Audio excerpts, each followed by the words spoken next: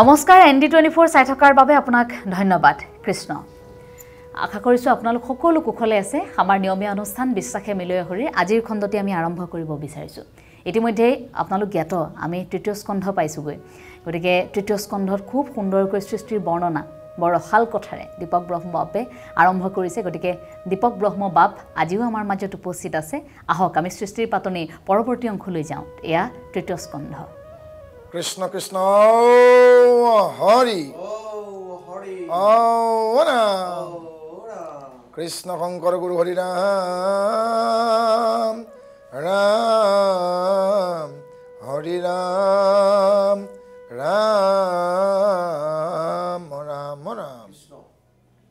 Srimanta Shankara Hari Bhakatara Jana Je নকল্পতৰো তাহান্ত বিনাই নাই নাই নাই আমাৰ পৰম গুৰু তাহান্ত বিনাই নাই নাই নাই আমাৰ পৰম গুৰু ঔ হৰি ঔ বনা श्रीमद् भागवत श्री कृष्णाय नमः ओ नमो भगवते वासुदेवाय जन्म आदि ऐस्य जतु अन्य आदि तरत स्वार्थे सभिकसर तेने ब्रह्म हृदय जदि कवे मुज्जन्ति सुरते जुवारिमिदम यथा विनिमय यत्ति सर्वमिसह धम्ना स्वेन सदा निरस्तकं सत्यं परमदिमहे धर्म प्रवजित कैटपुत्र परम निर्मत्स्वरनम सतम वेदं वास्तवमत्र वस्तु शिवदं तापत्रिणम श्रीमद् भागवते महामुनिकटे किंबा परिरीश्वर सद्य हृद्य अवरित कृत्य विश्वसृष्टविश्वसनम निगम कल्पतरुगलितं फलं सुख मुखाद अमृततम संगीतम पीवत भागवतम रसम आलयम मुहुर्हु रसिका भुविवेपक औ हरि औ वना Krishna Krishna ND24 news channel যোগে সম্প্ৰচাৰিত হৈ থকা ৰাতিপুৱাৰ ভক্তিমূলক অনুষ্ঠান আধ্যাত্মিক অনুষ্ঠান বিশ্বাসে মিলয় হৰিৰ যোগেৰে ভাগৱত মহাশাস্ত্ৰখনিৰ ভাগৱত পুৰাণখনিৰ পঠন পাঠন হৈ আছে আৰু তাৰ অংশ বিশেষ হিচাপে আজি পুনৰ আপোনালোকৰ কাষলৈ আমি ভাগৱতৰ তৃতীয় স্কন্ধৰ দ্বিতীয় খণ্ডটিলৈকে আমি আগবাঢ়ি আহিছোঁ আৰু প্ৰতিদিনে আগবঢ়োৱাৰ দৰে আমাৰ সূত্ৰধাৰ এঞ্জেলা ভনী আপোনালোকক জনাইছে যে ইয়াৰ লক্ষ্য আৰু উদ্দেশ্য কি ইয়াৰ লক্ষ্য আৰু উদ্দেশ্য মহান আধ্যাত্মিকভাৱে আমাৰ উঠি অহা প্ৰজন্মক আৰু সকলোখিনিকে উদ্বোধন কৰি যি সামাজিক আজি বিষণ্ণতা আছে আৰু ভালেখিনি বিপৰ্যয় ঘটিছেগৈ তাৰ পৰা আঁতৰাই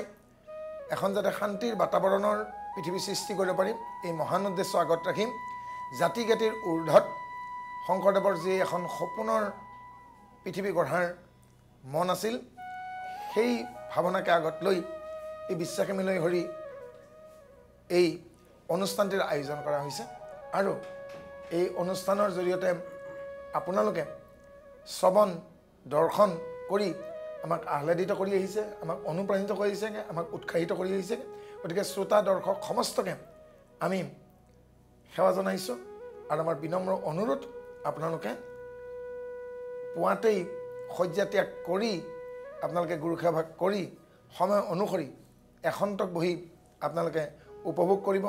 মনন কৰিব জপন কৰিব ৰমন কৰিব আৰু আহ্লাদিত হ'লেই নহ'ব আপোনালোকে আখুৱাসমূহ আঙুলিয়াই দিব আমি নিশ্চয় আখুৱাসমূহ দূৰ কৰিব পাৰিলে আমাৰো সংশয়বোৰ ছেদন হ'ব গতিকে সকলোকে কৃতজ্ঞতা জনাই পুনৰ আজি তৃতীয় স্কন্ধৰ দ্বিতীয় খণ্ডটিলৈকে আমি আগবাঢ়িছোঁ যিহেতু ভাগৱতখন বিশাল পৰিসৰৰ সেয়েহে আমি তৃতীয় স্কন্ধৰ সাৰাংশলৈকে যাম আৰু আপোনালোকৰ সম্পূৰ্ণ আমি অধ্যায়টো পঠন পাঠন নকৰি সাৰাংশ ভাগ আমি পাঠ কৰি আমাৰ এই অধ্যায়বোৰৰ মূল কথাখিনি আপোনালোকৰ আগত দাঙি ধৰিবলৈ প্ৰয়াস কৰিম কৃষ্ণ চৈধ্যভুৱন সৃষ্টি হে থাকুক মনৰ কথা হৈয়াবে সিমানে ও শুনা সৃষ্টি কৃষ্ণ ৰবি নুদবিদ্যমানে গন্ধ গুণ শবদৰ পৰৰ ৰস হৈয়েৰাৰ ইন্দ্ৰিয়ৰ সমে বিকাৰ সুৰসম পঞ্চভূত প্ৰকৃতিময় সত্যই অহংকাৰ হে 24 তত্ত্ব কথা কহিলো প্ৰচাৰ এহিমতে সৃজিলা সব বিশ্বমহা তত্ত্ব ব্ৰহ্মাণ্ড সজিতে কেহু নুহি কেশ কত কৃষ্ণক কৰিলে স্তুতি পাছে তত্ত্ব গণে জীৱৰূপে সবা তপো শিলা নাৰায়ণে জগত কাৰণ 24 তত্ত্ব মহা তত্ত্ব ঈশ্বৰ ইচ্ছাই সবে ভৈলাই একমত আৰু ভগৱন্তই এইবাৰ আমাক ইয়াৰ আগত কি কৈছিল যে মন বুদ্ধি অহংকাৰ আৰু চিত্ত ইয়াৰ পিছত ভগৱন্তই সমুদায় 24 তত্ত্ব সৃষ্টি কৰিলে এই 24 তত্ত্বনো কি ইয়াৰে প্ৰথম 5টা হ'ল কৰ্মেন্দ্ৰিয় তাৰ পাছত আমাৰ কি আহিবগে পঞ্চ কৰ্মেন্দ্ৰিয় আহিব আৰু এইবিলাকে আমাৰ কি কৰিব বাক পানী পাত পায়ু উপস্থ পঞ্চ জ্ঞানেন্দ্ৰিয় আহিব চকু কাণ নাক জিভা ছাল এবাৰ পঞ্চ ভূত আহিল আমি পঞ্চভূতি দে নহয় জানো ক্ষিতি অপ তেজ মৰুত বম এবাৰ 5টা তন্মাত্ৰ আহিব ৰূপ ৰস শব্দ স্পৰ্শ গন্ধ ইয়াৰ আগত যিকেইটা সৃষ্টি কৰিছিল এবাৰ ভগৱানে 5ত লগাই দিব মন 21 বুদ্ধি 22 অহংকাৰ 23 আবাৰ এই 23টা চলোৱাৰ এজন নেতা লাগিল আৰু সেইজনে হ'ল জীৱাত্মা এই 24টাই হ'ল 24 তত্ত্ব আৰু গীতাৰ 13 অধ্যায় ক্ষেত্ৰক যুগত কৈছেগে এই 24টা উপাদান লগ হলে তাৰ নাম দেহ অৰ্থাৎ দেহটোত আমাৰ এই 24টা তত্ত্ব বুলি কয় এই 24টা তত্ত্বৰ আমাৰ দেহ ভাগ আমি পুনৰ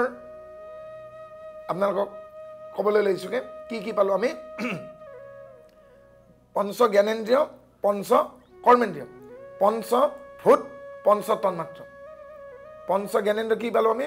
চকু কাণ নাক জিভা ছাল পঞ্চ কৰ্মেন্দ্ৰিয় পাম বাক পানী পাত পায়ু উপস্থ পঞ্চ ভূত পাম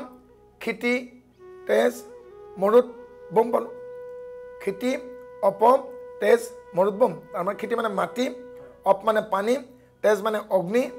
বায়ু মানে মৰুত মানে বায়ু আৰু শূন্য তত্ত্ব ভূমি তত্ত্ব জল তত্ত্ব অগ্নি তত্ত্ব বায়ু তত্ত্ব শূন্য তত্ত্ব আৰু সদৌ শেষত মন 21 নম্বৰ বুদ্ধি 22 অহংকাৰ 23 জীৱাত্মা 24 এই আমাৰ শৰীৰৰ 24 তত্ত্ব আৰু এনেকৈ এই 24 তত্ত্ব লগ লাগিলে এইটোক দেহ বুলি কয় আৰু আয়ুৰ্বেদ শাস্ত্ৰ মতে এই দেহটোক কি বুলি কয় ক্ষেত্ৰ আৰু আধ্যাত্মিকভাৱে এই দেহ নামৰ বা এই ক্ষেত্ৰৰ ওপৰত যিজনৰ জ্ঞান অপৰিসীম যিজনে এই শৰীৰটোৰ বিষয়ে পুংখানুপুংখভাৱে জানে কাণে কি নাকে কি চকুৱে কি হাতে কি কৰ্ণে কি আৰু তেওঁৰ নামে হ'ল ক্ষেত্ৰজ্ঞ অৰ্থাৎ আমি যেনেকৈ আজিৰ ভাষাত কি ক'ম শৰীৰ বিশেষজ্ঞ যেনে ফিজিঅ'লজিষ্ট এনাটমিষ্ট নকওঁ জানো বা ফিজিঅ'থেৰাপিষ্ট যে তেনেধৰণে আমাৰ শাস্ত্ৰীয় ভাষাত শৰীৰৰ বিশেষজ্ঞজনক কোৱা হয় তেওঁৰ নাম ক্ষেত্ৰজ্ঞ অৰ্থাৎ শৰীৰটো যিয়ে জানে আৰু এই শৰীৰটোৰ দুটা ভাগ কি ভাগ নাভিলৈকে ধৰ্মক্ষেত্ৰ আৰু নাভিৰ মানে সমস্ত ভৰি তলুৱাৰ পৰা মূৰৰ তালুলৈকে ভৰিৰ তলুৱাৰ পৰা মূৰৰ তালৈকে কৰ্মক্ষেত্ৰ বা কুৰুক্ষেত্ৰ তাৰমানে শৰীৰটোতে কুৰুক্ষেত্ৰ আছে ধৰ্মক্ষেত্ৰ আছে কুৰুক্ষেত্ৰৰ ভিতৰত আমাৰ মূৰৰ পৰা আৰম্ভ কৰি আপুনি একদম ভৰি তললৈকে গৈ থাকক সমস্তখিনি কুৰুক্ষেত্ৰ আৰু নাভিলৈকে এইখিনি আমাৰ ধৰ্মক্ষেত্ৰ বুলি কৈছে ধৰ্মক্ষেত্ৰখনক আকৌ 4টা ভাগত ভাগ কৰা হৈছে পৈচন্তী বৈখৰী পৰাজে মধ্যমা আমি দৰ্শনেন্দ্ৰিয় যি চকু দুটা আছেগে এই দৰ্শনেন্দ্ৰিয়লৈকে হ'ল আমাৰ এয়া পৈচন্তী পৈচ মানে দেখা কণ্ঠ য'ৰ পৰা আমাৰ শব্দ ব্ৰহ্মৰ উৎপত্তি হ'ল আৰু সেইকাৰণে কণ্ঠলৈকে এইখিনি হ'ল আমাৰ বেকৰী বাক অক্ষৰী আমি আখৰ বুলি কওঁ আচলতে ক'ব লাগে অক্ষৰ কিন্তু তাৰ মূল শব্দটো হ'ল ধ্বনি বা বৰ্ণ ইয়াৰ এটা আকৃতি আছে কাৰণে বৰ্ণ ইয়াক আখৰ বুলি কওঁ আচলতে অক্ষৰ শব্দৰ পৰা আখৰ হৈছে কিন্তু এওঁলোকৰ প্ৰত্যেকৰ স্পেলিং বেলেগ বেলেগ উচ্চাৰণ বেলেগ বেলেগ সেইকাৰণে এওঁলোকক আচলতে ধনী বুলি কোৱা হয় ধনী ক'ৰ পৰা ওলায় কণ্ঠৰ পৰা তাৰপৰা অকণা ওপৰৰ পৰা ওলাই মুখেদি ওলাই কেতিয়াবা নাকেৰে ওলাই নাচিক্য ধ্বনি তালুত লাগি ওলাই তালব্য ধ্বনি উঠত লাগিলে উষ্ঠ ধ্বনি কপি কপি ওলাই ৰলৱ কম্পিত ধ্বনি কণ্ঠৰ পৰা ওলাই কণ্ঠ নালীয় দাঁতেৰে ওলাই দন্তমূলীয় দাঁত আৰু উঠৰ মাজে ওলাই দন্তুষ্ঠ নহয় জানো কণ্ঠনালীয় দন্তুষ্ঠ উষ্ঠ নাচিক্য তালব্য হয়নে এনেকৈ এই গতিকে এই কণ্ঠটোৱে হ'ল আমাৰ বেক্ৰী বুকুখনেই হ'ল পৰাজে নাভিৰ ঊৰ্ধ্বখিনি হ'ল মধ্যভাগ কিহৰ কাৰণে নাভিৰ ঊৰ্ধ্বত থকা দুখন কাণ দুভাগ চকু দুটা নাকৰ ফুটা মুখখন এই 7খন দৰ্জাৰে দুৱাৰেৰে ধৰ্মৰ কাম কৰিব পাৰি ভাল কথা শুনিব পাৰি ভাল দৃশ্য চাব পাৰি ভাল গুণ ল'ব পাৰি ভাল কথা ক'ব পাৰি সেইকাৰণে ভাল কাম কৰিব পাৰে এই 7খন দুৱাৰক ধৰ্মৰ দুৱাৰ বুলি কৈছে আৰু এই ধৰ্মৰ দুৱাৰ ক'ত আছে এই 7খন পৈশান্তি আৰু বৈখৰীৰ মাজত এই 7খন ধৰ্মৰ দুৱাৰ আৰু নিগমত এনেকৈয়ে বুজোৱা হয় আৰু শৰীৰটোত দেখা দুৱাৰ 7খন ধৰ্মৰ দুৱাৰ শৌচ আৰু পেচাব বৰ্জন কৰা দুৱাৰ দুখন অধৰ্মৰ দুৱাৰ আৰু যিখন দুৱাৰেৰে জীৱটো ওলাই যায় এখনৰ ব্ৰহ্মানন্দ এই 8খন দুৱাৰৰ সৈতে লগতে আমাৰ 9খন দুৱাৰ থাকিল দেখা দুৱাৰ 9খন আৰু শেষত যিখন দুৱাৰেৰে আমাৰ জীৱটো ওলাই যায় সেইখন লগতে 10খন আৰু এই 10খন দুৱাৰৰ সৈতে শৰীৰটো কোৱা হৈছে দ্বাৰকা কাৰণ দ্বাৰকাৰো 10খন দুৱাৰ আছিল দুৱাৰ মানে দৰ্জা দুৱাৰ শব্দৰ অসমীয়াত দুৱাৰ হৈছে দুৱাৰ বা দুৱাৰকে আৰু কাই মানে শৰীৰটো আৰু এই শৰীৰটো 10খন দৰ্জা থকাৰ কাৰণে দ্বাৰকা দ্বাৰ মানে দুৱাৰ কাই মানে শৰীৰটো 10খন দুৱাৰ আছে সেয়াত নিগমত শৰীৰটোক দ্বাৰকা বুলি কৈছে এইবাৰ আমি সপ্ত পাতাললৈকে অহা হৈছে হে ৰাজাতক সন্তকোক মহামুনি বৰে পাতালৰ সৃষ্টি শুনা আতয়ন অন্তৰে দ্বাদশ হাজাৰ পৰ হৈ মাজত আকাশ তাক কহো জড়িত জীৱা কৰিবা নিবাস আৰু দ্বাদশ হাজাৰ পৰ আকাশৰ মাজত কি হৈছে এইবাৰ পাতালৰ বৰ্ণনা কৰা হৈছে পাতাল কেইখন 7খন অতল বিতল সুতল মহাতল ধৰাতল তলাতল ৰসাতল এই সপ্ত পাতালতনো কোনে ক'ত থাকে ইয়াক এইবাৰ কৈছে যে পাৰ্বতী সহিতে হৰে লৈলন্ত বিতল অতলত ময়ৰ তনয় মহাবল ময়দানৱৰ পুত্ৰ অতলত হেনো থাকে আৰু পাৰ্বতী সহিতে হৰে বোলে বিতলত থাকে সুতলত বলিক থোৱা হ'ল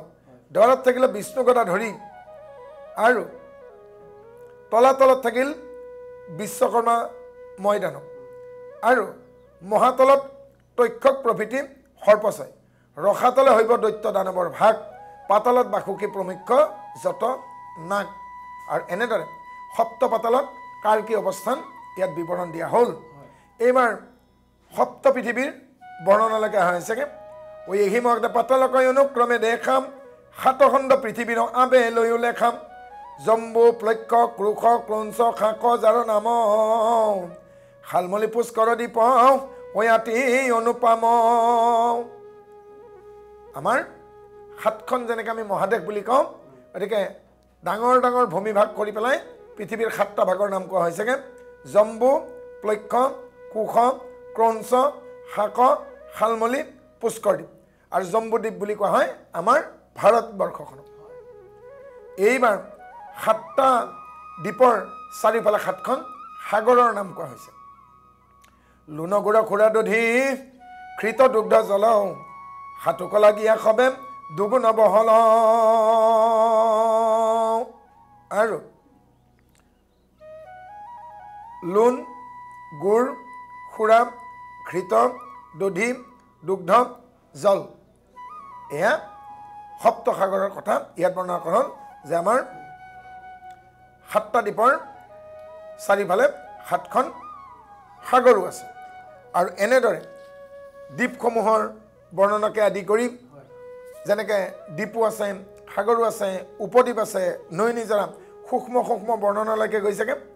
আৰু এইবাৰ তিনি দেৱতাৰ সৃষ্টিৰ বিষয়ে অহা যাওক এহিমতে ত্ৰিজগত কৰিলা নিৰ্মাণ নকৰে প্ৰকাশ কিছু জন শূন্য স্থান হেন দেখি চিন্তিলন্ত ঈশ্বৰে আপোনে ভৈলা তাৱাখনে তিনি দেৱ তিনি গুণে আৰু ইমান সুন্দৰ নৈ নিজৰা খাল বিল হ্ৰদ সমুদ্ৰ কিন্তু জনহীন তাত কোনো প্ৰাণী নাই গতিকে প্ৰাণী যদি নাথাকে প্ৰকৃতিৰ জানো বিনন্দীয়া সৃষ্টি ভাল লাগিব গতিকে অলপ আগতে আমি কৈছোঁ আপোনালোকক কুলাৰ কেঁচুৱা থাকিলে কেঁচুৱা যেতিয়া কুলাত উমলি জামলি থাকে ক্ৰেছা চাৰবা সুখম অৰ্থাৎ কেঁচুৱাৰ কাৰণে কুলাখনেই আনন্দৰ ঠাই নহয়নে আৰু কুলাত কেঁচুৱালৈ মাতৃ বা আইতাকৰো আনন্দ লাগে আৰু তেনেকৈ ভগৱন্তে নিজে নিজৰ বিনন্দীয়া সৃষ্টিত মানে মনুষ্য ৰূপ ধৰি আনন্দ কৰিবলৈকে মন গ'ল আৰু সেয়েহে এইবাৰ মন কি দিলে ভগৱন্তই ৰবি সখী সমে প্ৰকাশে শৰীৰ মহাজ্ঞান বন্ত ধীৰ স্বভাৱে গম্ভীৰ তমু গুণে ভৈলা ৰুদ্ৰ ৰূপ মনোহৰ হে স্ফটিকত অধিকন বল কলেবৰ প্ৰকাশন্তে আছে পঞ্চ বদন সুন্দৰ প্ৰতিমুখে তৃণয়তন লোচন ৰুচিকৰ আৰু ভগৱন্তে নিজেই কি হ'ল তিনিজন দেৱতালৈকে পৰিৱৰ্তিত হ'ল আৰু সত্ত্বগুণেৰে তেওঁ নিজেই বিষ্ণুৰূপে প্ৰকাশিত হ'ল আৰু ৰজগুণেৰে ব্ৰহ্মৰূপে প্ৰকাশিত হ'ল আৰু তমগুণেৰে ৰুদ্ৰৰূপ তেওঁ ধাৰণ কৰিলে এই শুনা বিষ্ণু অৱতাৰ আতয়নন্তৰে হে ৰামচন্দ্ৰ গম্ভীৰভাৱে ৰহি সৃষ্টি কৰে সত্ত্বগুণে ভৈলা বিষ্ণু ৰূপৰুচিকৰ নীলা উপতপল সম শ্যাম কলেবৰ আৰু শিৱই হাতত কি বোলোৱা বুলি কৈছেগৈ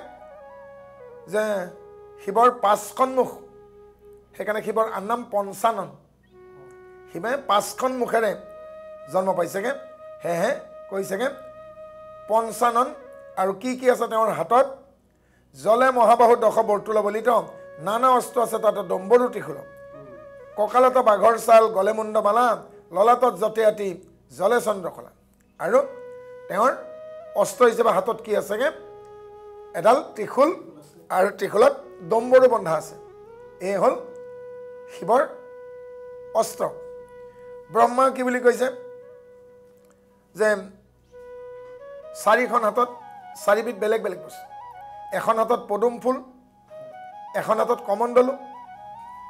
এখন হাতত অক্ষমালা আৰু এখন হাতত বিধি শ্ৰীহৰিয়ে ব্ৰহ্মাৰ হাতত বিধিখন দিলে ন্যায়ৰ পুস্তক বিধিখন দিয়াৰ কাৰণে ব্ৰহ্মাৰ নাম হ'ল বিধাতা আৰু সেই বিধিখন যাৰ হাতত আছিল তেওঁ হ'ল ধাতা অৰ্থাৎ শ্ৰীহৰিৰ নাম ধাতা ধাতাই কাক দিলে বিধাতাক বিধাতা কিয় নাম হ'ল ব্ৰহ্মাৰ কাৰণ তেওঁৰ হাতত বিধিখন আছে আৰু এভাগ মালা দিলে সেই মালা ভাগৰ নাম কি অক্ষমালা অক্ষমালা বুলি কিয় কোৱা হ'ল স্বৰবৰ্ণ আৰম্ভ হয় অ আখৰত ব্যঞ্জন বৰ্ণৰ অন্ত পৰে ক্ষয়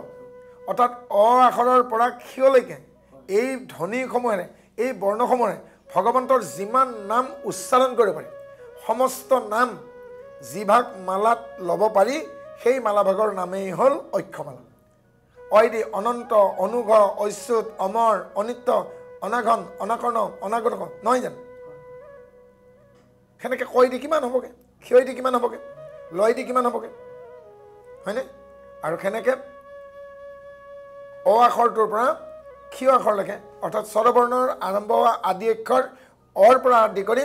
ব্যঞ্জনৰ অন্ত পৰা ক্ষয় আখৰলৈকে এই আখৰবোৰেৰে আৰম্ভ হোৱা ঈশ্বৰৰ নাম যিমান আছে সমস্ত নাম যিডাল মালাত ল'ব পাৰি সেই মালাডালৰ নাম অক্ষমালা আৰু সেয়াও দিলে ব্ৰহ্মাৰ হাতত এতিয়া ব্ৰহ্মাৰ হাতত আমি কি পালোঁ অক্ষমালা কমণ্ডলু পদুমৰ কলি আৰু বিধি এইবাৰ শেষত আহিল কোন বিষ্ণু কি কি পায় আমাৰ বিষ্ণুৰ হাতত শংখ চক্ৰ গদা পদ্ম পদ্মভাগৰ নাম হ'ল নিষ্কাম শংখভাগৰ নাম হ'ল পাঞ্চজন্য গদাভাগৰ নাম হ'ল কৌমুদী বা কৌমুদুকী আৰু শংখটোৰ নাম হ'ল পাঞ্চজন্য চক্ৰভাগৰ নাম হ'ল সুদৰ্শন আকৌ পুনৰ আমি ৰিপিট কৰিছোঁ শংখৰ নাম হ'ল পাঞ্চজন্য গদাৰ নাম হ'ল কৌমুদী বা কৌমুদিকী হয়নে এতিয়া পদুম ফুলভাগৰ নাম হ'ল নিষ্কাম আৰু চক্ৰৰ নাম হ'ল সুদৰ্শন আৰু এনেদৰে তিনিজন দেৱতাৰ এই ইয়াত বৰ্ণনা কৰা হ'ল এইবাৰ বনমালীৰ প্ৰৱেশ ঘটিল কৃষ্ণ এইবাৰ বনমালীৰ ৰূপত প্ৰৱেশ কৰিব সেই মৈত্ৰপদ্ধতি শুনিও হৈয়া তই অনন্তৰ কথা হৈয়ে হিমতে তৈত অন্য অন্য কৰি আচন্ত তিনি দেৱতা তিনি বচন নিনিনো শুনন্ত হে কোমতি কাৰো নাই যিটো নিজ হৰি পুৰুষ অনাদি হৈ আচন তই আনন্দে চাই আৰু তিনি ঠাইত এনেদৰে তিনিজন দেৱতাই পৃথকে পৃথকে আছে আৰু সামঞ্জস্য নেদেখি ঈশ্বৰে এইবাৰ বনমালীৰ ৰূপত প্ৰৱেশ কৰিলে সৃষ্টি নিখিজিল বুলি বনমালী তথাতে ভৈল প্ৰকাশ নীল মেঘজন বিজুলী সঞ্চাৰে শৰীৰত পিতবাস বনমালী মানে বনমালী শব্দৰ অৰ্থ ব মানে বাৰিজ পুনৰ কৈছোঁ পানীৰ অধিকাৰী ন মানে নভমণ্ডল মা মানে মায়াৰ নিয়ন্ত্ৰণকাৰী ল মানে আলয় আৰু এই বনমালা পিন্ধে কাৰণে ভগৱন্তৰ আন নাম বনমালী ভগৱন্ত বিষ্ণুৰ বা শ্ৰীহৰিৰ ডিঙিত ভালেকেইডাল মালা থাকে পুষ্পমালা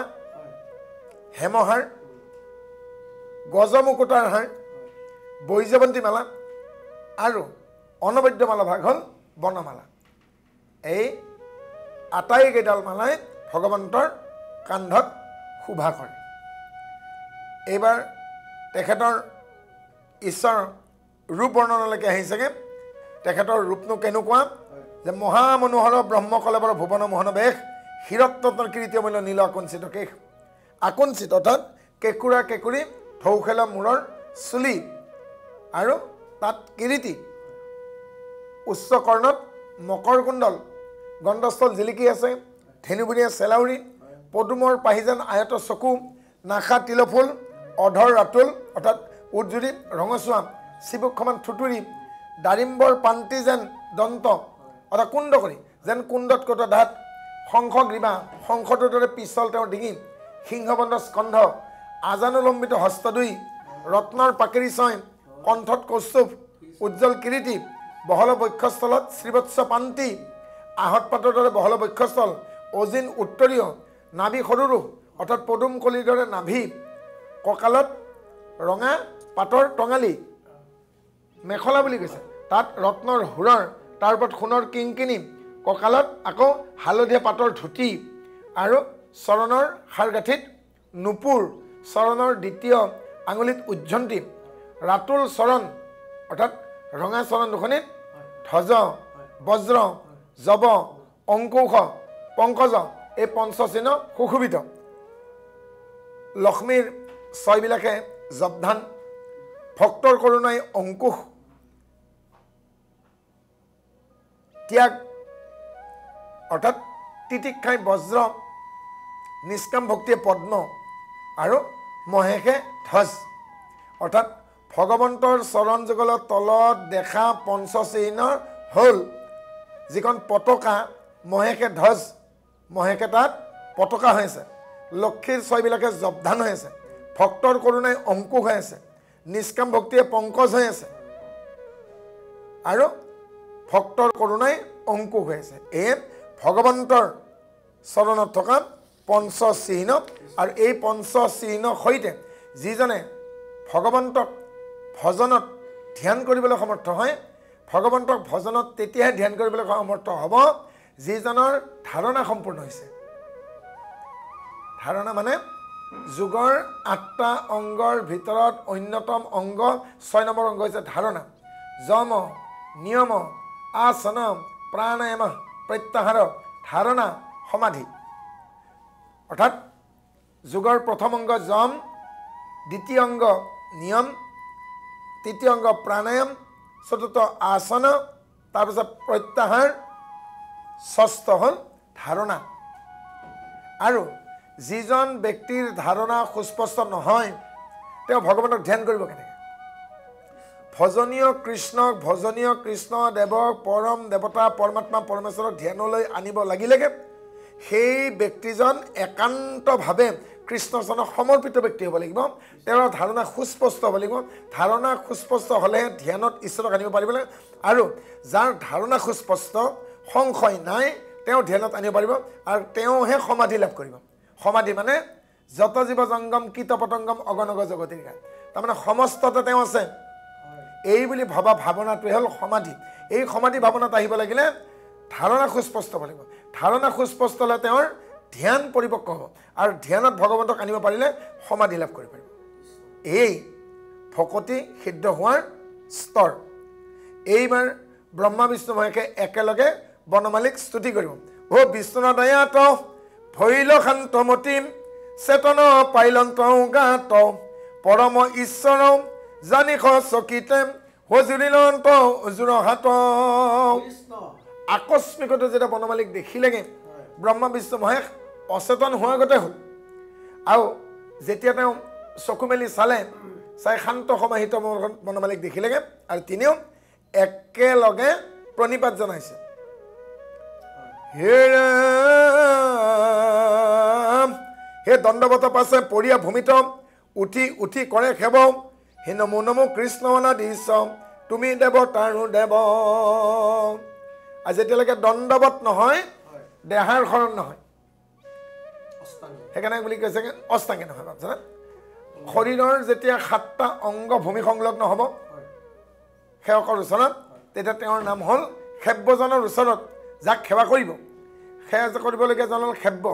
যিজনে সেৱা কৰিব তেওঁ হ'ল সেৱক সেৱকে সেব্যজনৰ ওচৰত যেতিয়া 7টা অংগৰে সেৱা কৰিব হ'ল সাষ্টাংগী কপালখন মাটিত লগোৱাৰ লগে লগে আৰু যেতিয়া 8টা অংগ মাটিত লাগি পেলাই সেব্যজনক সেৱকে সেৱা কৰিব সেয়া হ'ল আষ্টাংগে আৰু শেষত যেতিয়া সমস্ত শৰীৰ ভূমি সংলগ্ন কৰি নিজৰ কৰৰ আগেৰে হাতৰ আঙুলিৰ আগেৰে সেব্যজনৰ চৰণত স্পৰ্শ কৰিব সেয়া হ'ল দণ্ডবত দণ্ডবতে জানিবা দেহাৰ শৰণ যেতিয়া ব্ৰহ্মাই গৰু চুৰ কৰিলে যেতিয়ালৈকে তেওঁ দণ্ডবত হোৱা নাই কৃষ্ণ চৰণত তেওঁ কৃষ্ণই সেই সেৱা গ্ৰহণ কৰা নাই কাৰণ ব্ৰহ্মাই সাষ্টাংগে কৰিছিলে আষ্টাংগে কৰিছিলে তেতিয়া কৃষ্ণই হাঁহি কৈছে আপুনি ভাজ লাগিহে আছে নিভাজ হওক আৰু যেতিয়া নিভাজ হৈ দণ্ডবতে অৱনতকাৰে এৰি দিলে কৃষ্ণ চৰণত আৰু তেতিয়াহে কৃষ্ণই ব্ৰহ্মাৰ সেৱা গ্ৰহণ কৰিছে আৰু এনেদৰে ব্ৰহ্মা বিষ্ণু মহেশে তিনিও দেৱতাই বনমালীৰ ওচৰত দণ্ডবত হৈ সেৱা নিবেদন কৰিছে ঐ এই ৰূপে প্ৰভু বিয়পি আছা অনন্ত কোটি ব্ৰহ্মাণ্ড তুমি ব্ৰহ্মতত্ব জগত যতে কম হে তোমাৰ ৰেখে ক্ৰিয়া ভাণ্ড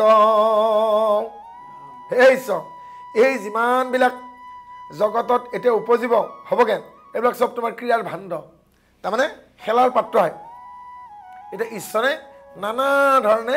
খেল খেলিব সেই নানা শাস্ত্ৰভাৱে কৰে মতিভেদম নুবুজি তত্ত্ব তোমাৰ তাকে সত্য মানি মূঢ় যত প্ৰাণী বোলে ব্ৰহ্ম নিৰাকাৰ জানিলো সম্প্ৰতি ব্ৰহ্মময় মূৰ্তি তুমি নিৰঞ্জন দেৱ পখিলো শৰণে অৰুণ চৰণে কৰো লক্ষ্য কোটি সেৱ আৰু নানা শাস্ত্ৰই মতিভেদ কৰে তোমাৰ তত্ত্বক নুবুজি তাকে সত্য মানে মূঢ়জাত প্ৰাণী বোলে ব্ৰহ্ম নিৰাকাৰ আৰু যেতিয়া এই সত্য জানিবলৈকে সক্ষম হয় যে ঈশ্বৰ নিৰঞ্জন তাৰমানে এনেকুৱা এজন নাই য'ত তেওঁ নাই সেইকাৰণে নিৰঞ্জন কায়া বুলি কৈছে নিত্য নিৰঞ্জন কায়া অৰ্থাৎ মানুহে প্ৰতি মন্ত্ৰ টকা দি ধানে প্ৰতি কণ্ঠ টকা দি তেওঁ সমস্ততে বিৰাজমান এই কথাটো জানি যিয়ে আত্মস্থ কৰি সমস্ত ভূততে দেখিব আত্মাসম উপায় মধ্যটো অতি মুখ্যতম বুলি কৈছে সমস্ততে আত্মাসম বুলি যেতিয়ালৈকে দেখিবলৈকে দৰ্শন কৰিবলৈকে সমৰ্থ হ'ব উপায় ভক্তি কৰাৰ উপায়ৰ ভিতৰত ইয়াতকৈ আৰু শ্ৰেষ্ঠ উপায় নাই বুলি সিদ্ধান্ত দিয়া হৈছে হে ৰাম এতেকে বুলন্তে লুটক বজাই প্ৰেমে গদ গদ মাতম হে মৌন শুই ৰৈল তিনিও দেৱতা পুতাঞ্জলি ধৰি হাত আৰু এনেদৰে ঈশ্বৰৰ ৰূপ বৰ্ণনা কৰি ভক্তিত গদগদ হৈ ব্ৰহ্মা বিষ্ণু মহেশ তিনিও পুতাঞ্জলি কৰি ৰৈ গ'ল এইবাৰ ব্ৰহ্মা বিষ্ণু মহেশৰ প্ৰতি ভগৱন্তই নিৰ্দেশ দিব হে ব্ৰহ্মা হে বিষ্ণু শুনা হে ত্ৰিপুৰাৰী আজি ধৰি তিনি কোপা তিলুই অধিকাৰী জগতৰ ঈশ্বৰ তিনি ৰথলো নাম সৃষ্টি শ্ৰী প্ৰলয়তি নিৰু তিনি কাম শুনি উক ব্ৰহ্মা তুমি সজীৱ জগত খুৰা খুৰ নাগ নৰ পশু পক্ষী জাত ইটো ব্ৰহ্মাণ্ডৰ স্ৰষ্টা ভৈলাৰ যোগুণে ও ভালমতে দিবা দৃষ্টি সৃষ্টি তয়া পোনে হেৰা ত্ৰিদেৱতা হে ব্ৰহ্মা হে বিষ্ণু হে মহেশ হে ব্ৰহ্মা তুমি সুৰ অসুৰ নাগ নৰ পশু পক্ষী সমস্তখিনি সৃষ্টি কৰিবা আৰু সকলোতে দৃষ্টি ভালকে দিবা আৰু মোৰ নিজ অংশ তুমি বিষ্ণু বনমালী থাকিবা সততে তুমি জগত কপালী তুমি মোৰে অংশ হে বিষ্ণু গতিকে তুমি ব্ৰহ্মাই সৃষ্টি কৰা জগতখনক তুমি পালন কৰিবা এইবাৰ শংকৰক কৈছেগে শিৱক কৈছেগে শুনিও শিৱ বা আদেশ হয় আমাৰ জগতৰে প্ৰলয় তোমাৰ অধিকাৰ কালান্তক ৰুদ্ৰ ৰূপ ধৰিবা আপুনি সংহৰিব ত্ৰিজগতত তুমি তমগুণে আৰু যেতিয়া প্ৰলয়ৰ শেষ সীমা আহিব সেই প্ৰলয় কালত তুমি আপোন পৰ নাভাবিবা তুমি এফালৰ পৰা তুমি সংহাৰ কৰিবা এয়া তোমাক মই নিৰ্দেশ দিলোঁ আৰু এনেদৰে ত্ৰিদেৱতাক কি কৰিলেগে স্বয়ং ভগৱন্তই এই দায়িত্ব দিলে ব্ৰহ্মাক কি দিলে যে তুমি সৃষ্টি কৰা আৰু সৃষ্টিত যাতে ভালকৈ দৃষ্টি দিয়া নিখুঁত সৃষ্টি কৰিবা আৰু এই বুলি ক'লে কাৰো লগত কাৰো মিল নথবা সৃষ্টি নিখুঁত হ'ব লাগিব কিন্তু কাৰো লগত কাৰো মিল থাকিব নালাগে এতিয়া কপৌজনীৰ সমানে পাৰ চৰাই কিন্তু মিল আছে জানো কপৌৰ স্বভাৱৰ লগত পাৰ চৰাই মিল আছে জানো অমিল কৰি ৰাখিলে আৰু বিষ্ণুক কি ক'লেগে তুমি ব্ৰহ্মাই সৃষ্টি কৰা সমস্তখিনিকে তুমি পালন কৰিবা এইবাৰ শিৱক ক'লে যেতিয়া প্ৰলয় কালৰ সীমা আহিবগে তুমি তেতিয়া কোন আপোন কোন পৰ এইবোৰ কথা তুমি নাভাবি এফালৰ পৰা তুমি দহন কৰি ৰুদ্ৰ কালান্তক ৰুদ্ৰ ৰূপ ধাৰণ কৰি এফালৰ পৰা তুমি মষিমূৰ কৰিবা এইবাৰ জ্যোতিষ চক্ৰৰ কথা কৈছে যে আমি যাক এষ্ট্ৰলজি বুলি কওঁ জ্যোতিষ আৰু বহু হাজাৰ বছৰ আগতেই সনাতন হিন্দু ধৰ্মত জ্যোতিষ চৰ্চা হৈছে আজিৰ জ্যোতিৰ্বিজ্ঞানে চন্দ্ৰগ্ৰহণ সূৰ্যগ্ৰহণ কেতিয়া হ'ব ওলোৱাৰ আগতেই এই কোন সত্য যুগতেই আমাৰ সনাতন হিন্দু ধৰ্মৰ জ্যোতিষীসকলে সেই গণিপিৰি উলিয়াইছিল যে আজি চন্দ্ৰগ্ৰহণ হ'ব অহা মাহৰ ইমান তাৰিখে সূৰ্যগ্ৰহণ হ'ব আনকি বিষ্ণু পুৰাণত আমাৰ সৌৰজগতৰ গ্ৰহবোৰৰ ইটো এটা গ্ৰহৰ পৰা আন এটা গ্ৰহলৈ দূৰত্ব কিমান সেই কথাও দিয়া আছে আপোনালোকে পঢ়িলে পাব যি সময়ত বিষ্ণু পুৰাণ ৰচনা কৰা হৈছিল সম্ভৱতঃ সেই সময়ত পৃথিৱীৰ অইন দেশৰ মানুহে বহু দেশত আজি যাক উন্নত দেশ বুলি কয় সেই আমেৰিকাটো মানুহে কাপোৰ পিন্ধিব জানিছিল নে নাজানিছিল মোৰ সন্দেহ কাৰণ সিদিনাখন আমেৰিকা আৱিষ্কাৰ কৰিছে কলম্বাছে আৰু কলম্বাছে আমেৰিকা আৱিষ্কাৰ কৰাৰ সময়ত তাৰ মানুহ জুই পানীৰ ব্যৱহাৰো জনা নাছিল আদিম মানুহবিলাক বাস কৰিছিল কালক্ৰমত আমি ইংলেণ্ডৰ আদি উন্নত দেশবোৰৰ মানুহে গৈ পেলাই আমেৰিকাখন দখল কৰিলেগৈ আজি সভ্য হৈ পৰিল কিন্তু সেইবোৰ দিনৰ বহু আগতেই পুৰাণ উপনিষদ ৰচনা কৰা হৈছিল হে ৰাম শুনি নিপতি কহিব সম্প্ৰতি জ্যোতিষ চক্ৰৰ কথা হে শুনা সাৱধানে ঈশ্বৰ কেশৱে ও কৰিলা যেন ব্যৱস্থা কৃষ্ণৰ ইয়াদেকে ইন্দ্ৰ পূৰ্ব দিশ ভৈলন্ত ৰাজা প্ৰথম অগ্নি কোণে অগ্নি ভৈলন্ত পালক দক্ষিণত ৰাজা যম নৈৰিত কোণত নৈৰিত দেৱতা পশ্চিমে বৰুণ ভৈলা বায়ু যে কোণত বায়ু অধিকাৰী উত্তৰ কুবেৰে লৈলাম ঐখান কোণত পালন তই আপুনি পাৰ্বতী প্ৰতিম শেষ ঊৰ্ধত বিধাতা অধত অনন্তে ৰাখন্ত কৃষ্ণ আদেশে দশ দিশে দশ দিগপাল বুলি কোৱা হয় 10টা দিশত কোন কোন অধিকাৰী কৃষ্ণৰ আদেশত পূৰ্ব দিশৰ অধিকাৰী ইন্দ্ৰ প্ৰথম ৰজা হ'ল অগ্নিগুণৰ অধিকাৰী অগ্নি দক্ষিণৰ অধিকাৰী যমৰাজ নৈৰিত কোণৰ অধিকাৰী নিৰিত দেৱতা পশ্চিমত বৰুণ বায়ু কোণৰ অধিকাৰী মৰুত অৰ্থাৎ বায়ু দেৱতা উত্তৰত কুবেৰ আৰু ঈশান কোণত উত্তৰ পূব কোণত পাৰ্বতীৰ সৈতে শিৱ,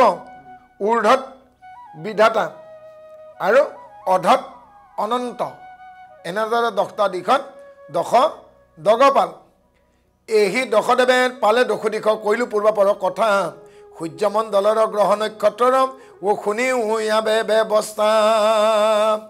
লক্ষ্য প্ৰহৰৰ ওপৰে সূৰ্যৰ মণ্ডল ফুৰে প্ৰকাশী, প্ৰতি মাসে ক্ৰমে সঞ্চাৰন্ত মেষ আদি প্ৰাণ ৰাখি। বছৰৰ 12টা মাহ,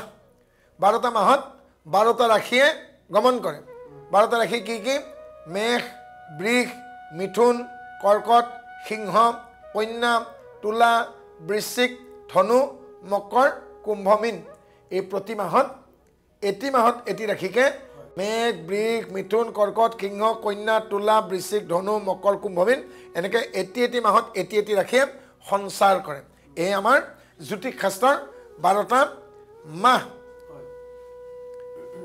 হেৰা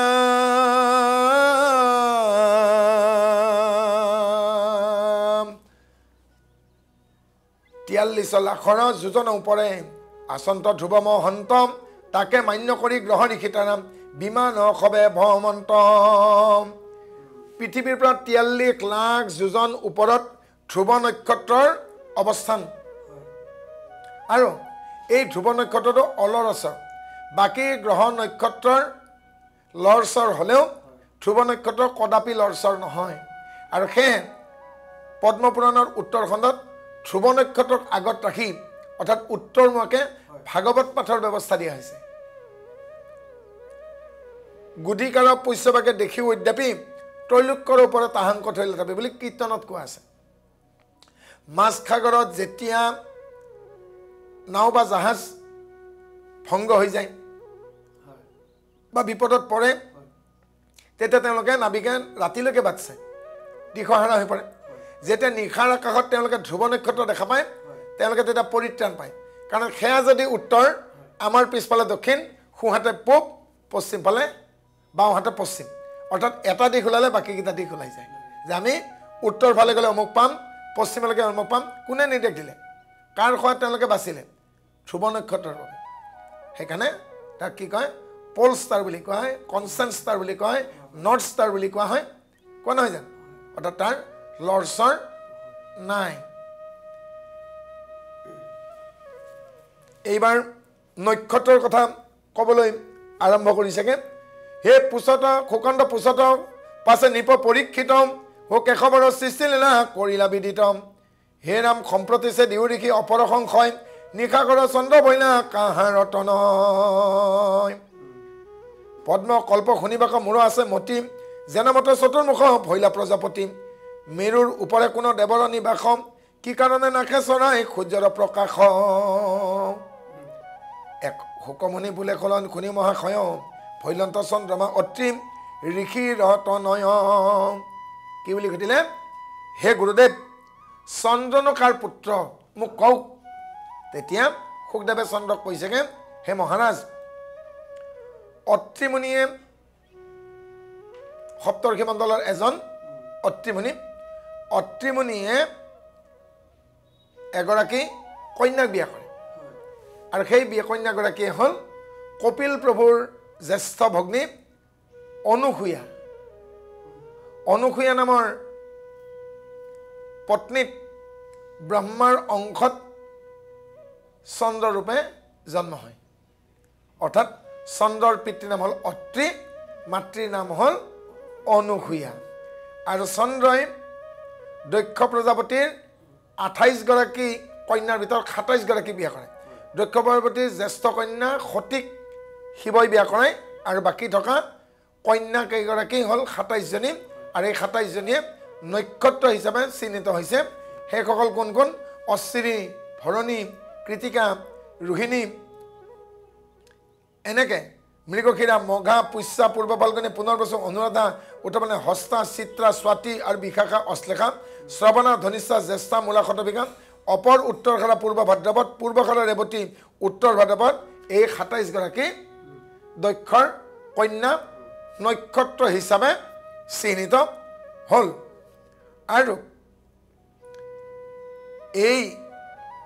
ইয়াৰ উপৰিও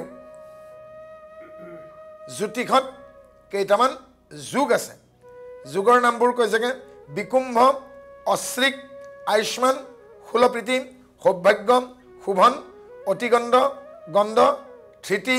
হৰ্ষণ বৃদ্ধি ধ্ৰুৱ পৰিব্যাঘাত সিদ্ধখাদ্য বজ্ৰবনীয় ব্যতিপাত আৰু এনেধৰণৰ এই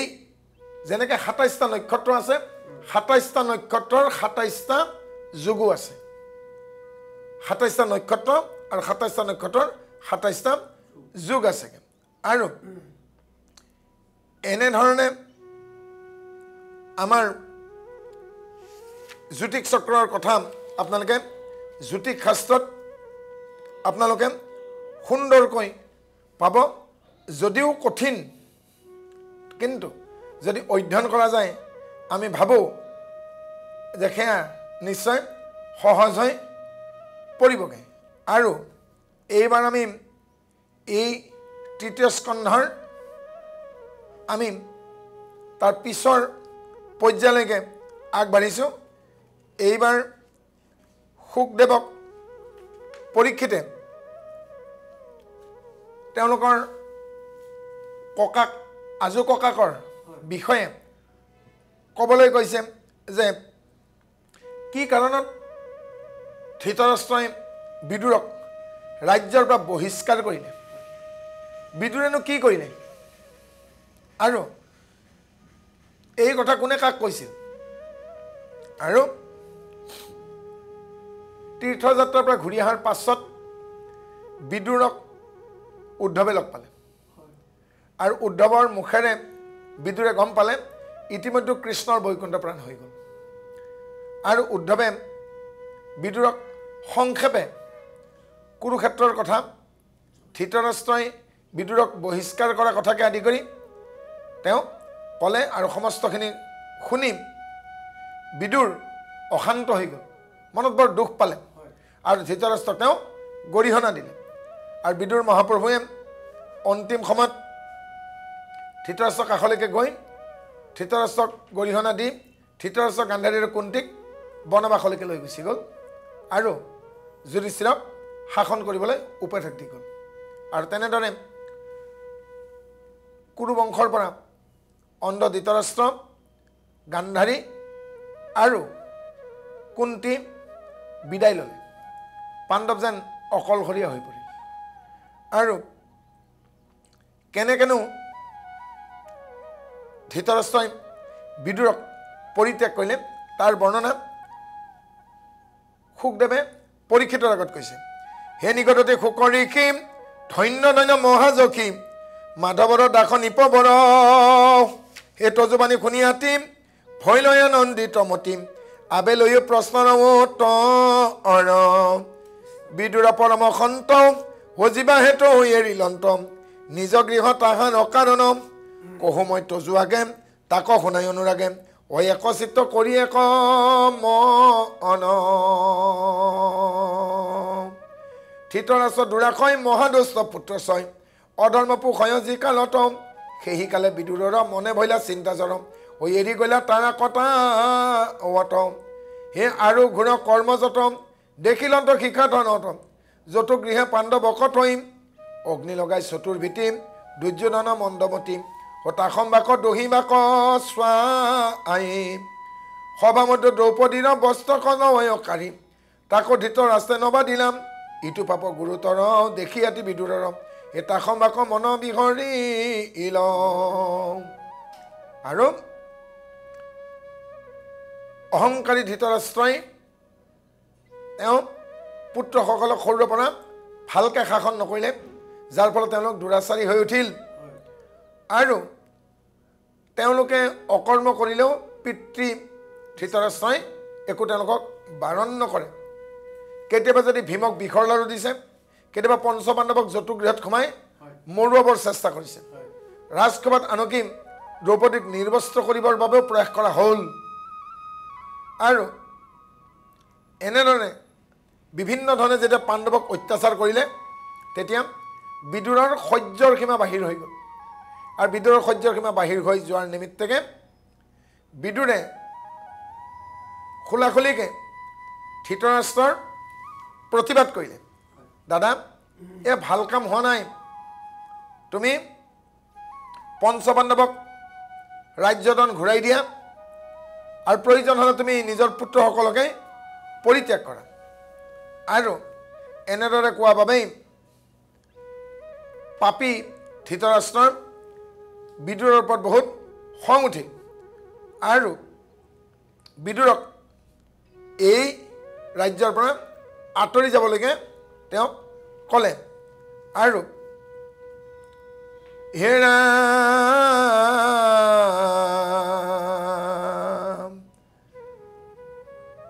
একদিনত ধৃতৰাষ্ট্ৰই হিতপুচি বাকম গৃহ মাজে বিদুৰক ডাকি অনাহিলে কম বিদুৰ প্ৰৱেশ কৰি ভৈলা ৰংগ মনম তাংক পাই ধৃতৰাষ্ট্ৰই বুলিলা বচনম কহিও ক হিতমন্ত্ৰ বিদুৰ বোপাই ও পাণ্ডৱৰ ৰাজ্য কিবা দিব কজুৱাই। আৰু কুৎসিত মনৰ ধৃতৰাষ্ট্ৰই এদিন বুদ্ধি কৰি বিদুৰক মাতি আনি অন্তঃপুৰত সুধিছেগৈ যে ভাই বিদুৰ, মই কথা এটা শুন, পাণ্ডৱক জানো ৰাজ্য ঘূৰাই দিয়াটো যুগুত হ'ব, তুমি কি কোৱা? ও হেন শুনি ৰাজাত বিদুৰ নিগদতিম ও শুনিও নিপেন্দ যেন কহে মোৰ মতিম পৰম ধাৰ্মিক যুধিষ্ঠিৰ মহাশয় যাৰ শত্ৰু কেহো কহো জাত নহয়। হে মহাৰাজ, পৰম ধাৰ্মিক যুধিষ্ঠিৰ, ভাবোঁ যুধিষ্ঠিৰক যদি আকৌ ৰজা পতা হয়, ৰাজ্য ঘূৰাই দিয়া হয় ইন্দ্ৰপ্ৰস্থ, তেতিয়াহ'লে আমাৰ ৰাজ্য নিষ্কণ্টক হ'ব আৰু যুধিষ্ঠিৰৰ কোনো শত্ৰু উপজিব বুলি মোৰ মনত ভাৱ নহয়। হে ৰাম, তজু মহাই অপৰাধ সহিয়াই চন্তম বৃকুদৰও হি পুনু ফুকাৰি তাকন্তম জাতহন্তে তুমিও কৰা হামহা ভয় হে পৰম বলিষ্ঠ ভীম বায়ুৰত নহয় যাবে সংগ তেহু নতো কুৰে ঘূৰা দণ্ড শতপুত্ৰ সম নহো হোৱা লণ্ড ভণ্ড। আৰু চাওক, ইমান লাঞ্চনা গঞ্জনাৰ পাছতো তেওঁলোকে সহ্য কৰি আছে, কিন্তু যদি অন্ততঃ বেলেগ নালাগে ভীমে যদি পুনৰ তেওঁ চন্দ্ৰমূৰ্তি ধাৰণ কৰে, তোমাৰ 100 পুত্ৰই অকলে বলে নোৱাৰিবগৈ। হে ৰাম, যোনো বোলা মুখতই নেদেখিবি অল্প মোৰ শতপুত্ৰ আছে যেন বজ্ৰ কল্প। আৰু এইবাৰ ধৃতৰাষ্ট্ৰৰ খং উঠিল, তুমি কি কোৱা হে বিদুৰ, মোৰ এইকেইটা 100 পুত্ৰ তুমি কম বুলি ভাবিছা নেকি? তাহাঁতে যদি খেতি আহে মোৰ 100 পুত্ৰ কি বহি থাকিব নেকি? এওঁলোকে যোগ্য প্ৰত্যুত্তৰ দিব। হে ৰাম, বুলিবা ইহাক নধৰিবে দুৰ্যোধনে ও তেবে তাৰ কথা কহো শুনা খাব ধানে। আৰু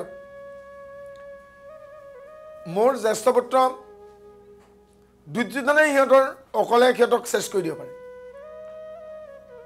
আৰু যেতিয়া এনেধৰণে বিদুৰে ক'লে যে আপুনি পাণ্ডৱক দিয়াটো যুগুত হ'ব, ৰাজ্য ঘূৰাই দিয়াটো, কিন্তু ধৃতৰাষ্ট্ৰই নেমানিলে। ও ৰাম, এতেকে বুলিয়া মৌন ভৈলে কবিদুৰ সেই শুনি ক্ৰোধে জ্বলি গল দুৰ্যোধন কোৰম। আৰু স্বয়ং দুৰ্যোধনেও ক্ৰোধিত হৈ গ'ল যে খুৰাই আমাৰ কেতিয়াও ভাল নিবিচাৰে, আমি পাণ্ডৱক পৰাস্ত কৰিলোঁ, পাণ্ডৱৰ ৰাজ্যধন কাঢ়ি ল'লোঁ, ইয়াত খুৰাই ভাল পোৱা নাই, গতিকে খুৰা আমাৰ শুভাকাংক্ষী নহয়, এই বুলি বিদুৰক দুৰ্যোধনে আনকি ককৰ্থনা দেখিছে। এইবাৰ কি বুলি কৈছে শুনক, ও দেখা কেন দাসীৰ পুত্ৰৰ দুষ্ট চিত্ত মোৰ অনে জীৱে পাণ্ডৱ বৰ চিন্তে হিত এতেকে ইহাৰ সমচিত কৰা কাজ ধনকাৰী লৈ কৰা নগৰৰ বাস। এই বুলি মৌন ৰখিল এক দুৰ্যোধন কাৰ্য বুজি বিদুৰ উঠিলা তেতিক্ষণ। দেখা দেখা হে সামাজিক লোক, সেই দুখাখন বাইছোৱা, এওঁ মোৰেই অন্ন খাব আৰু মোৰেই অহিত চিন্তা কৰিব, এওঁ ৰাজ্যধন কাঢ়ি লৈ নগৰৰ পৰা বাস কৰি দিয়া। এই ৰাম বচন খাই অকে জানো মৰ্মভেদ ভৰিলাম তথাপি বিদুৰে তাক কওঁ দুখ নমানিলাম। সেই মাধৱৰ মায়াক কৰি ল'ব সমান হৰি হৰি কিনো আতি পৰময় জ্ঞান। হে ৰাম, ইটো মোৰ ধনুক নাহিকে কিছু ফল এই মতে গুণিৰে বিদুৰ মহাবল দুৱাৰত থৈলা নিয়া দিব্য ধনুখান চিত্তত নকৰি কিঞ্চিতে কৈ অপমান কৃষ্ণৰ কিংকৰ ধীৰা বুদ্ধি মহাসন্তম তেতিক্ষণে হস্তিনাপুৰ কছাৰী লন্ত। আৰু বিদুৰে অত্যন্ত মনত দুখ পালে মই ভতিজা বুলি ভাবোঁ সকলোকে সমান দেখোঁ আৰু ক'লে যে মোক ঘৰৰ পৰা ওলাই যাবলৈকে যেতিয়া দিলেগে যে স্বদেশ স্বজাতি ৰক্ষাৰ কাৰণে এই অস্ত্ৰ দিয়া হৈছিল এই অস্ত্ৰ মোৰ কি প্ৰয়োজন দুৱাৰত তেওঁ ধনুষৰ আওজাই থ'লে নিজৰ শিৰৰ স্থান তেওঁ ধৃতৰাষ্ট্ৰৰ চৰণত দিলে হে জ্যেষ্ঠজন এই মুহূৰ্ততে মই হস্তিনাপুৰ ত্যাগ কৰিলোঁ মহামন্ত্ৰী পদৰ পৰা মই অব্যাহতি ল'লোঁ আৰু মই সত্ৰীয় ধৰ্ম পৰিত্যাগ কৰিলোঁ বনবাসী হ'ম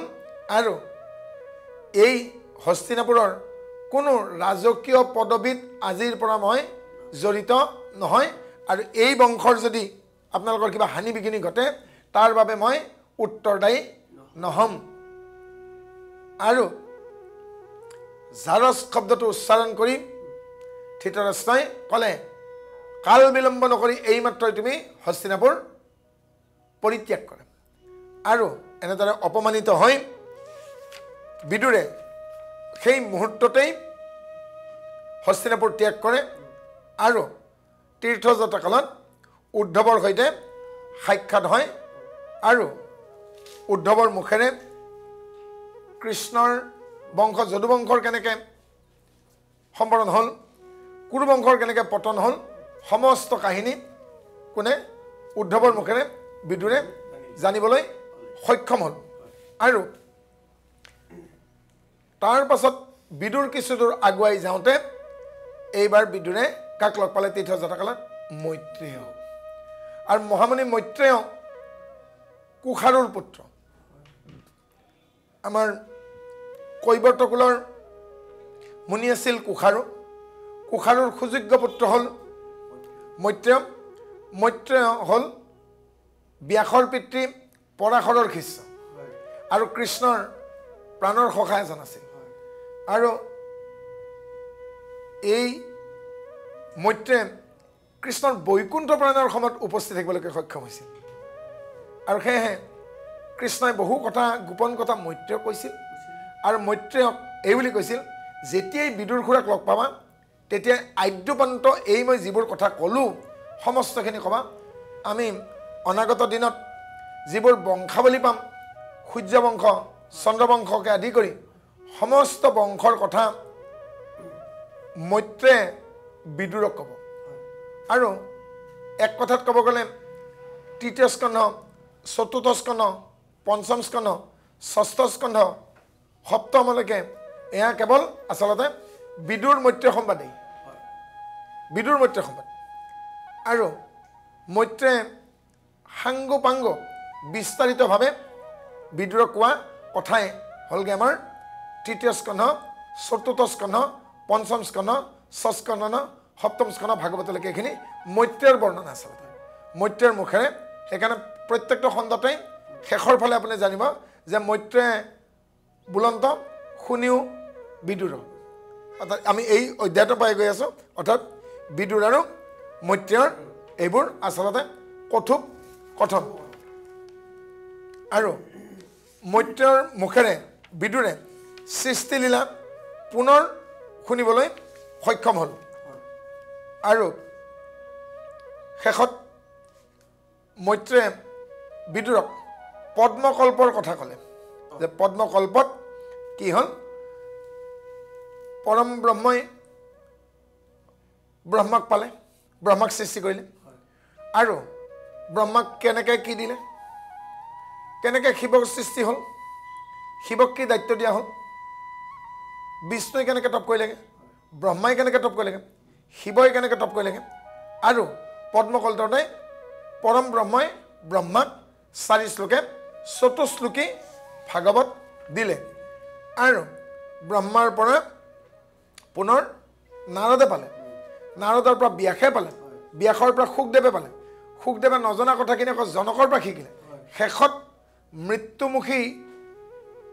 পৰীক্ষিতক শুকদেৱে নিজস্ব দুটা কথাৰে ভাগৱত সামৰিছে অৰ্থাৎ শুকদেৱে পৰীক্ষিতক নিজৰ ফালৰ পৰা দুটা কথা কৈছে আৰু সেই 10টা কথাই হ'ল ভাগৱতৰ মূল 12 মানে সেই 12টা তত্ত্ব আগৰ 10টা কথা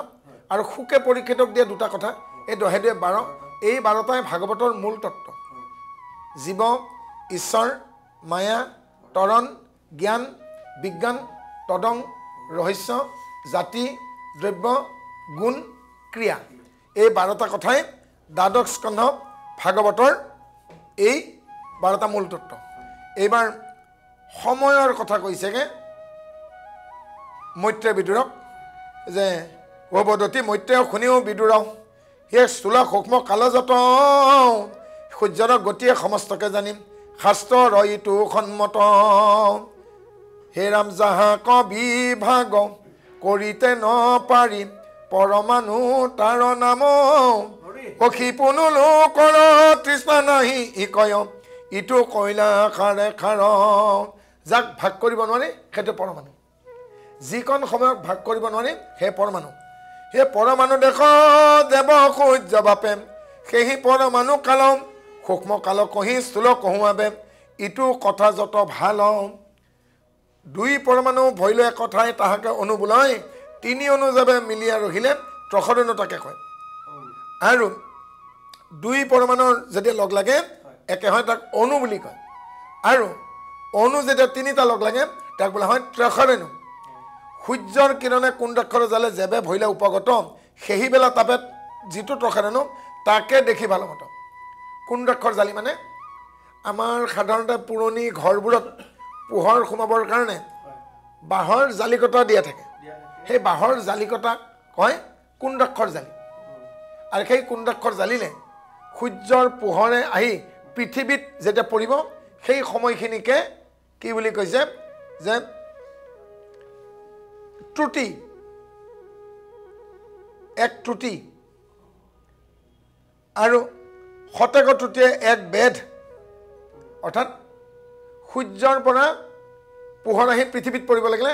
আজিৰ তাৰিখত সময় লাগে 8 মিনিট আৰু 8 মিনিটেই হ'ল এক ত্ৰুটি কুণ্ডাক্ষৰ জালিলে আহি সূৰ্য পৃথিৱীত পৰিলে যিমানখিনি লগে তাক ত্ৰুটি বুলি কয় আজিৰ হিচাপত আধুনিক যে 8 মিনিট সময় লাগে 8 মিনিট সময় হ'ল এক ত্ৰুটি আৰু সেনেকুৱা শতেক ত্ৰুটিয়ে এক বেদ তিনি বেদ মিলি হৈ একলব লবৰ ভৈল তিতয় তাহাক নিমেষ বোলে শাস্ত্ৰত জানিবা তুমি নিশ্চয় আৰু তিনি বেদ মিলি এক লব হয় আৰু তিনি তিতয় লবয় হলে তাক এক নিমিষ বুলি কয় আৰু তিনি নিমিষ লগ লাগিলে এক ক্ষণ হয় আৰু পাঁচটা ক্ষণ লাগিলে এক কাষ্টা হয় আৰু পাঁচ কাষ্টাত এক লঘুটা হয় আৰু 15 লঘুৱে এক নাৰিকা হয় আৰু এক এই নাৰিকাকে দণ্ড বুলি কয় এক দণ্ড মানে 24 মিনিট দুই দণ্ড মানে 48 মিনিট অশোক চক্ৰত কিমানডাল দণ্ড দেখিছে 24 ডাল দণ্ড আছে হয় নাই গতিকে এক দণ্ড মানে 24 মিনিট দুই দণ্ড মানে 1 ঘণ্টা হলে 12 মিনিট কম 48 মিনিট আৰু এনেদৰে বাঢ়ি টুটি লৈ 6 সপ্তাহ দণ্ডে প্ৰহৰৰ 2 প্ৰচণ্ড সন্ধ্যা 2 দণ্ড এৰিয়া বুজিবা তেবেকে কথা লাগয় নাৰিকাৰ আবে প্ৰমাণ কহ যেমানে লুকা বজায় আৰু এনেকুৱাকে বাঢ়ি টুটিলে 6 সপ্তাহ দণ্ডে প্ৰহৰ 2 প্ৰচণ্ড আৰু 6-7 দণ্ডত 2 প্ৰহৰ হয় আৰু সন্ধ্যা 2 দণ্ড এৰিয়া বুজিবা তেবেকে কথা লাগয় আৰু সন্ধ্যাৰ সময়ত কি লাগেগে 2 দণ্ড সময় থাকে কাল সন্ধ্যা সময়খিনি 2 দণ্ড সময় সন্ধিয়াকে লাগে আৰু এনেদৰে সময়বোৰ আগবাঢ়ি যায় আৰু মানুহৰ হিচাপত আমি যেনেদৰে হিচাপ কৰোঁ দিন ৰাতি এনেকৈ পল বিপল কৰি পেলাই সময়খিনি আগবাঢ়ি যায় আৰু দিনৰ 4 প্ৰহৰ ৰাতিৰ 4 প্ৰহৰ দিনে ৰাতিয়ে অস্তপ্ৰহৰ বুলি কয় দিনত 4 প্ৰহৰ অৰ্থাৎ ৰাতিপুৱা সূৰ্যোদয়ৰ পৰা সূৰ্যাস্তলৈকে আৰু সূৰ্যাস্তৰ পৰা ৰাতিপুৱা সূৰ্য উদয় হোৱালৈকে এই 4 প্ৰহৰ এই অস্তপ্ৰহৰ সমুদায় এদিন এৰাতি হেৰা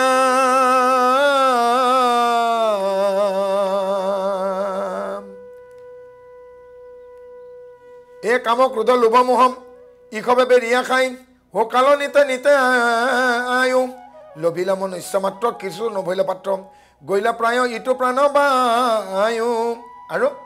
কাম ক্ৰোধ লোভৰ বশৱৰ্তী হয় মানুহৰ জীৱনটো কিমান সোনকালে গুচি যায় এদিন এৰাতিকে আমি তৰ্কিবই নোৱাৰোঁ তবু কৃপায় মোক খেন কৃপা কৰিব কম যেহেন সদায় স্মৰো নাম ও যত সভা সদস্যয়ম হে পৰিহৰি লাজ ভয়ম ও ডাকচাৰী বোলা ৰাম ৰাম ৰাম কৃষ্ণ শংকৰ গুৰু ও হৰি ৰাম ৰাম ৰাম ৰাম জয় ৰাম জয় নাৰায়ণ জয় কৃষ্ণ জয় জগতগুৰু শ্ৰীমন্ত শংকৰ অপৰাধ বিনাশন তজুনাম নাৰায়ণ জানি নামে পখিলো শৰণ আন গতি নাহি কেমন অপৰাধ ক্ষমা কৰি তুমি দেখিলো হৰি মোক ৰক্ষা কৰিছ কৃষ্ণ কৃষ্ণ হৰি ৰাম শ্ৰীমন্ত শংকৰ হৰি ভকতৰ জানা যে নকল্প তৰু তাহান্ত বিনাই নাই নাই নাই আমাৰ পৰম গুৰু তাহান্ত বিনাই নাই নাই নাই আমাৰ পৰম গুৰু হৰি ৰাম কৃষ্ণ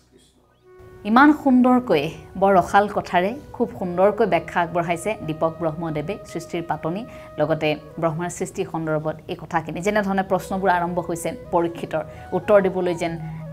আগবাঢ়ি গৈছে সুখদেৱ আৰু গোটেই প্ৰশ্নবোৰ পৰীক্ষিতৰ প্ৰতিটো প্ৰশ্ন যেন আমাৰ প্ৰশ্ন মানৱ সমাজৰ প্ৰশ্ন গতিকে এই কথাবোৰ সঁচাকৈ খুব আধ্যাত্মিক আৰু এই কথাবোৰে আমাক সঁচাকৈ প্ৰতিটো প্ৰশ্নৰ উত্তৰে আমাক সাহস যোগায় মনুষ্য জীৱনত ইমান সুন্দৰকৈ পাঠ আৰু ব্যাখ্যা আগবঢ়োৱাৰ বাবে আমি বাবলৈ কৃতজ্ঞতা জনাইছোঁ কাইলৈ আকৌ একে সময়তে আপোনালোকক লগ পাম দীপক ব্ৰহ্মবাপ কাইলৈ উপস্থিত থাকিব আমাৰ সৈতে আমাৰ গুৰুগৃহৰ পৰা ভাগৱতৰ এই আমাৰ ধাৰাবাহিক অনুষ্ঠান বিশ্বাসে মিলয় হৰিৰ তৃতীয় স্কন্ধৰ পাঠ আৰু ব্যাখ্যাৰ বাবে আজি অনুষ্ঠান ইমানতে সামৰণি মাৰিব বিচাৰিছোঁ ভালে থাকক সকলো কৃষ্ণ